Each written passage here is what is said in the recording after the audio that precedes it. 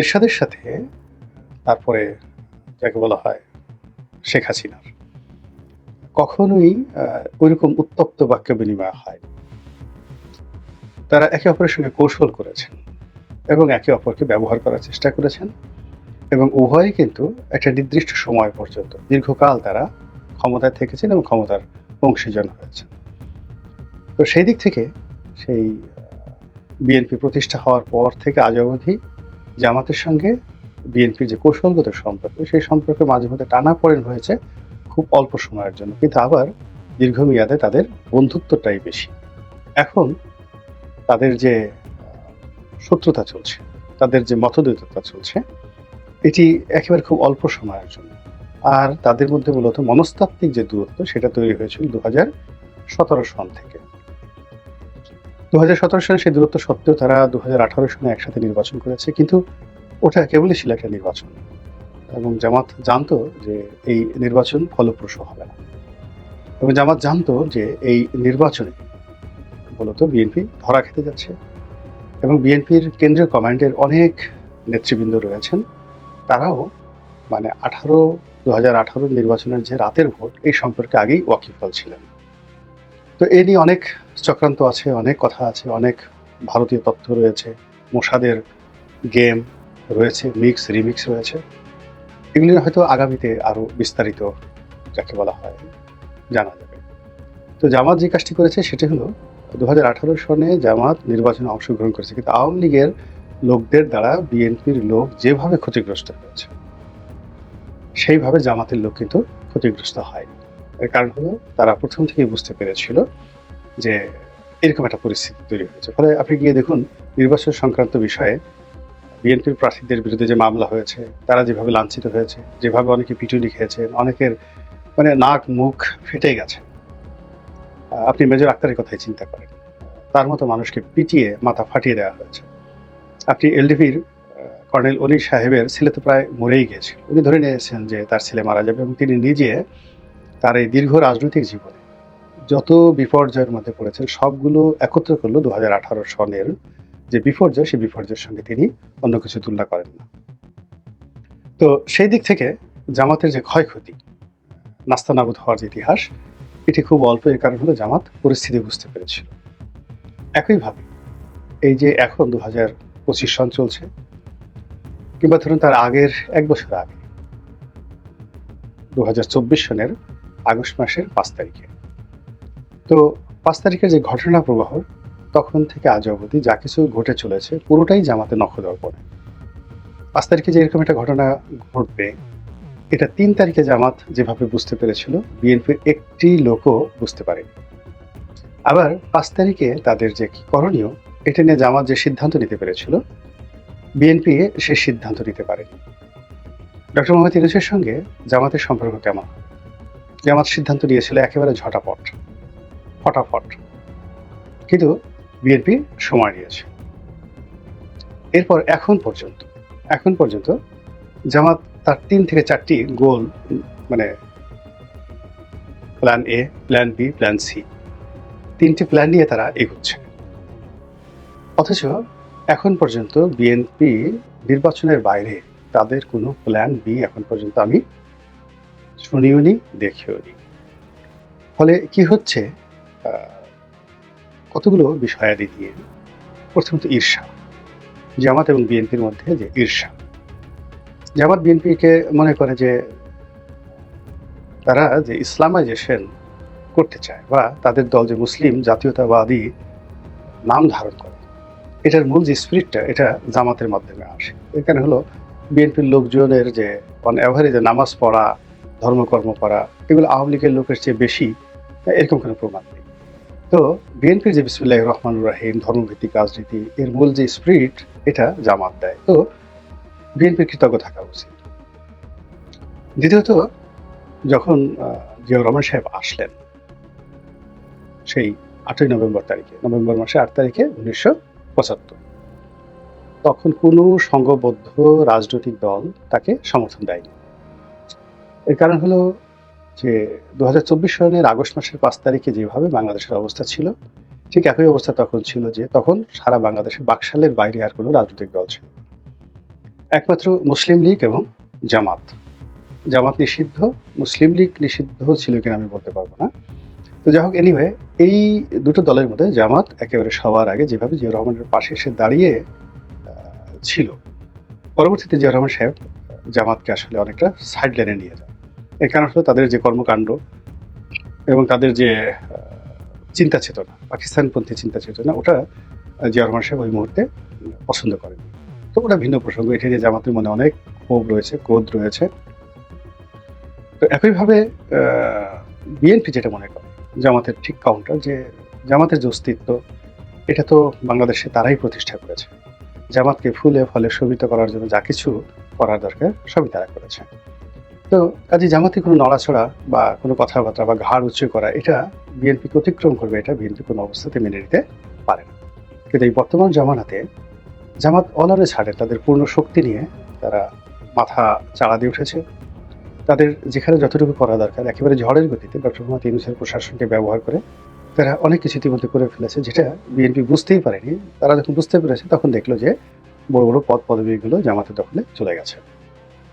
এরপরে যখন কিছু বিষয়ে প্রতিযোগিতা আসলো পলিসিগত, যেমন বৈষম্য বিরোধী ছাত্রদের সঙ্গে একটা সম্পর্ক স্থাপন করা, স্কুল কলেজ থেকে শুরু করে বিশ্ববিদ্যালয়গুলোতে ছাত্র রাজনীতি, শিক্ষক রাজনীতিতে নিয়ন্ত্রণ প্রতিষ্ঠা করে, এবং প্রথম সেই 2024 সনের 6 মাস তারা জামাতের পলিসির কাছে দাঁড়াতেই পারে। কোনো একটা বিশ্ববিদ্যালয় বা কলেজে বলতে গেলে ঢুকতেই পারেনি। এখানে শিবির, বৈষম্য বিরোধী ছাত্র জনতা এমনভাবে তারা একত্র হয়েছিল যে বিএনপির রাগে ক্রোধে বিএনপির যান যায় যায় অবস্থা। সেই পরিস্থিতি বিএনপি ধীরে ধীরে কাটিয়ে উঠেছে 2025 সনে এসে। কিন্তু ইতিমধ্যে পুরো রাজনীতির যে ময়দানটি, সেই ময়দানটি সেটা জামাত করুক অথবা বিএনপি নিজেরাই করুক, অথবা ডক্টর মোহাম্মদ ইউনূস করুন বা উনি না করুন, কিন্তু পুরো পরিবেশ পরিস্থিতি বিএনপির জন্য একটা মৃত্যুকূপ হয়ে গেছে। বিশেষ করে চাঁদাবাজি, দখলদারিত্ব, বদনাম, দুর্নাম, তারপরে শেষে আরো অনেক কিছু, সেই অন্তর্দ্বন্দ্ব, মারামারি, হানাহানি, কাটাকাটি। তো সারা দেশে মানুষের যে ক্রোধ এবং রাগ আওয়ামী লীগকে কেন্দ্র করেছিল, যে আওয়ামী লীগ, ছাত্রলীগ, যুবলীগ যে মন্দ কাজগুলো করে, সেই মন্দ কাজগুলো পরিবর্তিত পরিস্থিতিতে 1 নম্বরে এসে গেছে বিএনপি, 2 নম্বরে এনসিপির কিছু সেই ছাত্র, কিছু জনতা সারা বাংলাদেশ। তো সেটা আওয়ামী লীগের বিএনপির তুলনায় একেবারে নগণ্য। আর জামাত, তারাও যে বদনামের শিকার হলে তা নয়, সেটা একেবারে নগণ্য। তো সব মিলিয়ে এই যে একটা ফাঁদের মধ্যে পড়ে গেছে, এই ফাঁদের জন্য অনেকে মনে করছেন যে বিএনপি, অনেকে মনে করছেন যে জামাত এখানে তাদের সঙ্গে পলিটিক্স করেছে এবং পলিটিক্স করে প্রশাসনকে নিষ্ক্রিয় রেখেছে, ডক্টর মোহাম্মদ ইউনূসকে নিষ্ক্রিয় রেখেছে, কোনো কোনো জায়গাতে ধীর অবস্থান নিয়েছে, কোনো কোনো জায়গাতে দ্রুত অবস্থান নিয়েছে, এবং যে কয়টি যাবৎকালে বলতে গেলে সিভিল কু হয়ে গেছে প্রশাসন, প্রায় সব ক্ষেত্রে জামাত বিজয় হয়েছে। তো সব মিলিয়ে বিএনপির জন্য এখন যে অবস্থা, পরিবেশ বা পরিস্থিতি তৈরি হয়েছে, এটি অস্বস্তিকর, ভোটের জন্য ভয়াবহ, এবং বিএনপি এখন বলতে গেলে বন্ধুহীন অবস্থায় আছে। জামাত মাঝে মধ্যে প্রক্সি লোক পাঠিয়ে তাকে বন্ধুত্ব করার জন্য একটা ডোর করে দিচ্ছে বিএনপিকে, আর বিএনপি সেখানে তার সঙ্গে বন্ধুত্ব করছে আনকন্ডিশনালি, আর কদিন পর আবার তাকে বিএনপি কাছ থেকে সরিয়ে নিয়ে আসছে।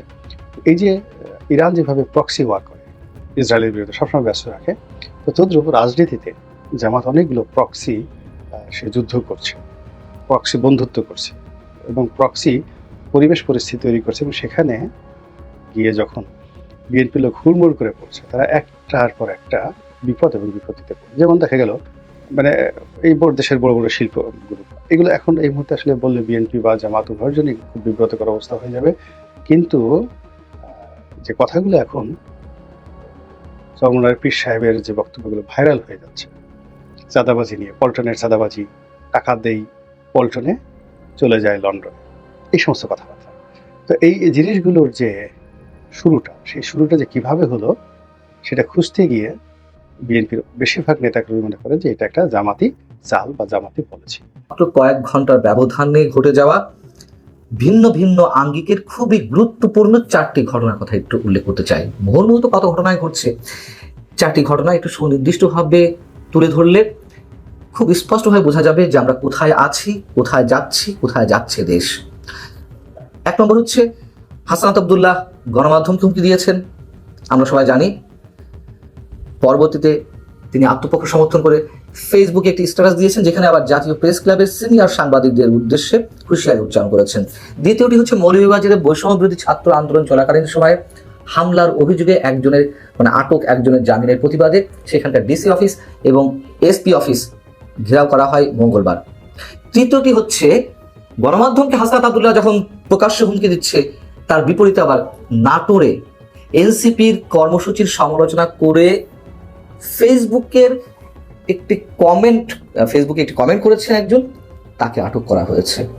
চতুর্থটি হচ্ছে মানিকগঞ্জে আওয়ামী লীগ নেতাদের আটকের প্রতিবাদে নিষিদ্ধ ঘোষিত ছাত্রলীগের নেতাকর্মীরা একটি থানা ঘেরাও করে সোমবার রাতে। বোঝা যাচ্ছে আমরা কোথায় যাচ্ছি, ক্রিয়া প্রতিক্রিয়াগুলো কি ঘটছে। হাসনাত আব্দুল্লাহ বসুন্ধরা গ্রুপের সাংবাদিকদের উদ্দেশ্যে প্রচ্ছন্ন উদ্দেশ্যে বলেছেন। আচ্ছা, বসুন্ধরার এই ক্ষেত্রে অন্তত অপরাধটা কি? যখন মুক্তিযুদ্ধের পক্ষে বিভিন্ন মিডিয়া রহস্যজনক নয়, স্পষ্ট কারণে আমরা জানি যে চুপ করে আছে, সেখানে বসুন্ধরা গ্রুপ মুক্তিযুদ্ধের পক্ষে কিছু লিখছে তাদের মিডিয়াগুলো, অথবা যারা বর্তমান সরকারের বা কিংস পার্টির সমালোচনা করে আওয়ামী লীগের গণতান্ত্রিক অধিকারের পক্ষে কিছু বলছে, এটি অনেকে সহ্য হচ্ছে না, বিশেষ করে জাতীয় নাগরিক পার্টি বা এনসিপি, তার বহিঃপ্রকাশ তো দেখলাম আমরা। এটি যে গণমাধ্যমের উপরে হুমকি, কেউ যখন প্রতিবাদ করছে, তার বিরুদ্ধে আবার হাসনাত আব্দুল্লাহ একটি স্ট্যাটাস দিলেন, দীর্ঘ স্ট্যাটাস তার ফেসবুকে। সেখানে তিনি কি বলছেন যে পতিত ফ্যাসিস্টদের সাংস্কৃতিক ও বুদ্ধিবৃত্তিক মেশিনারির চাকা সচল হতে শুরু করেছে। একটি মাফিয়া গ্রুপের বিরুদ্ধে আমার এই যৌক্তিক বক্তব্য ও অবস্থানকে মিডিয়ার প্রতি হুমকি হিসেবে দেখাতে উঠে পড়ে লেগেছেন 5 আগস্টের পর ওই মিডিয়া গ্রুপে চাকরি পাওয়া এমন কিছু সাংবাদিক যাদের 24 অভ্যুত্থানের পক্ষের শক্তি হিসেবেই আমরা জানতাম। এই লাইনটা খেয়াল করবেন। আচ্ছা, 5 আগস্টের পর মিডিয়া মাফিয়া গ্রুপটির অবৈধ টাকার কাছে আত্মা বিক্রি করে দেওয়া ওই সাংবাদিকেরা জাতীয় প্রেস ক্লাবে থাকা তাদের পদবি ব্যবহার করে বসুন্ধরার পক্ষে এমন বিবৃতি দিচ্ছেন, যেখানে আমার বক্তব্যকে বিকৃতভাবে উপস্থাপন করা হচ্ছে। আমার মনে হয় যে কোনো বিকৃতভাবে উপস্থাপন করা হয়নি, তিনি যা বলেছেন সম্ভবত অনেকেই সেটি বলছেন। এবং যে লাইনটা খেয়াল করতে বলছিলাম, 5 আগস্টের পর ওই মিডিয়া গ্রুপে চাকরি পাওয়া নিজেই স্বীকার করছেন।